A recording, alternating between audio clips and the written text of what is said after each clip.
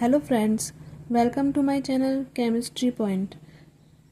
Today's we are talking about the chemical properties of alkene. Chemical properties of alkene के बारे में मैंने आपको डिटेल में वीडियो बनाकर दिया है, उसमें आप इसकी डिटेल स्टडी कर सकते हैं। लेकिन यहाँ पर मैं आपको ये शॉर्ट में रिएक्शंस दे रही हूँ जिससे कि आपको पता रहे कि एल्कीन कौन कौन से रिएजेंट के साथ किस तरह से रिएक्शन करता है और कौन कौन से प्रोडक्ट्स बनते हैं, जिससे कि आपको ये सब लर्न करने में या MCQs को सॉल्व करने में हेल्प मिलेगी। तो हम यहाँ पर सबसे पहले देखते हैं एडिशन रिएक्शंस। एडिशन रिएक्शंस में हमने यहाँ पे देखा कि जब हम हाइड्रोजन से और पैलेडियम की प्रेजेंस में जब रिएक्शन करवाते हैं तो यहाँ पर हाइड्रोजनेशन होता है। उसके बाद हम यहाँ पर देखते हैं कि जब हैलोजन से रिएक्शन करवाते हैं तो डाई हैलोजन बनता है। और फिर हम देखते हैं नेक्स्ट, जब हाइड्रोजन हैलाइड से रिएक्शन करवाई जाती है तो हम यहाँ पर देखते हैं कि हैलाइड कंपाउंड्स बनते हैं। उसके बाद हम यहाँ पर देख सकते हैं जब स्पेशल हमने यहाँ पर हाइड्रोजन ब्रोमाइड लिया है पेरोक्साइड की प्रेजेंस में, उसके बाद आप यहाँ देख सकते हो कि जो हम रिएक्शन करवाते हैं HBr और पेरोक्साइड की प्रेजेंस में, तो यहाँ पर आपको पता है कि पेरोक्साइड इफेक्ट जिसे हम कहते हैं या खराश इफेक्ट कहते हैं, तो ये यहाँ पर फॉलो होता है और एंटी मार्कोनी का रूल फॉलो होता है। उसके बाद हम यहाँ पर देखते हैं कि HOX से रिएक्शन करवाने पर हैलाइड और हाइड्रोक्साइड किस तरह से जुड़ते हैं, इनका एंटी एडिशन होता है। इस तरह से हम यहाँ पर देख सकते हैं नाइट्रोसिल क्लोराइड का और ये भी क्या होता है, यहाँ पर एंटी एडिशन शो करता है।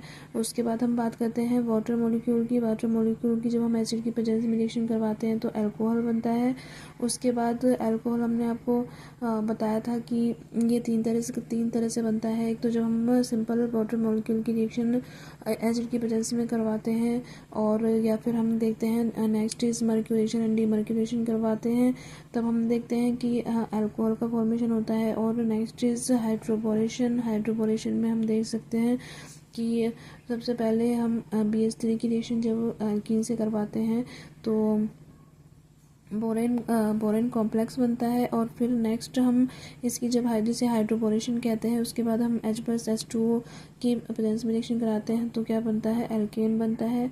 और इस तरह से OH- और पेरोक्साइड की प्रेजेंस में कराते हैं तो अल्कोहल बनता है, और क्लोरामीन की प्रेजेंस में एमीन बनता है। उसके बाद नेक्स्ट आता है एल्कीन के साथ एडिशन, हमने यहाँ पर दिखाया है आपको, और यहाँ पर ये हायर एल्कीन का फॉर्मेशन होता है इससे। उसके बाद हम देखते हैं यहाँ पर एल्कीन के साथ जब रिएक्शन करवाई जाती है तो हायर एल्कीन बनता है, और जो एजो कंपाउंड जो होते हैं उनसे रिएक्शन करवाते हैं तो यहाँ पर हमें साइक्लिक एल्कीन का फॉर्मेशन यहाँ पर देखने को मिलता है। इस तरह से यहाँ पर एडिशन रिएक्शंस होती हैं, और यहाँ पर मैंने ये शॉर्ट में दी हुई है जिससे कि आपको ये लर्न करने में इजी रहेगा। लेकिन आप जो डिटेल में मैंने आपको बताया है वो देखना ना भूलें, क्योंकि उसी से आपको पता चलेगा कि जो मैंने ये एंटी एडिशन और इस तरह से जो बताया है वो मैकेनिज्म कैसे होती है, और इस तरह और आप आंसर इजीली दे पाएंगे उससे। नेक्स्ट हम आते हैं, अब आगे हम यहाँ पर देखते हैं ऑक्सीडेशन रिएक्शन। ऑक्सीडेशन रिएक्शन में हम यहाँ पर देख रहे हैं कि जब ऑक्सीजन के साथ एल्कीन की रिएक्शन करवाई जाती है तो यहाँ पर कंप्लीट ऑक्सीडेशन हो रहा है, और कंप्लीट ऑक्सीडेशन में यहाँ पर कार्बन डाइऑक्साइड और वाटर बनते हैं।